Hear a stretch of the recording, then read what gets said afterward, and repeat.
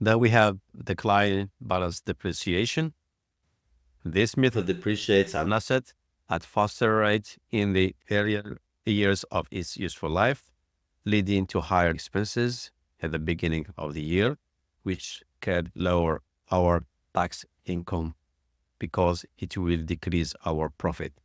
The depreciation expenses is calculated at fixed percentage of the asset book value, which is the original cost minus the accumulated depreciation.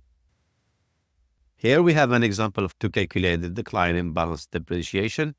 So the assets cost 10,000 and with its salvage value of 2,000 and useful life of 5 years. So this is the book value at the beginning of the first year, which is the purchase value. Then we have depreciation expenses for the first year, which is 2,000. So we get the 2,000 by dividing the purchase value, 10,000, by 5 years, and we get 2,000, which is the depreciation for the first year.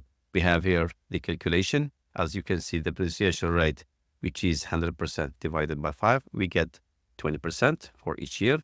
Then depreciation expenses, 10,000 multiplied by 20%, and we get 12,000 as depreciation cost for the first year.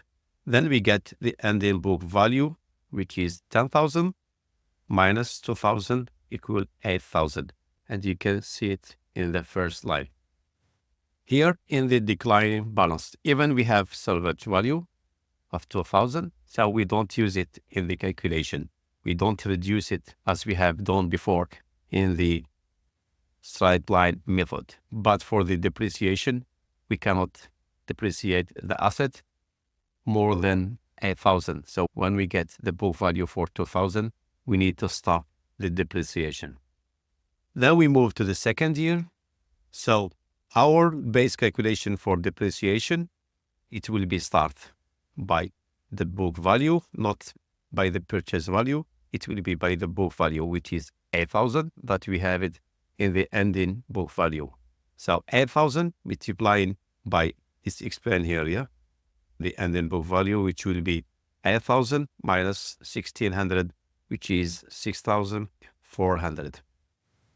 The third year, the beginning book value multiplied by 20%, we get 1,280.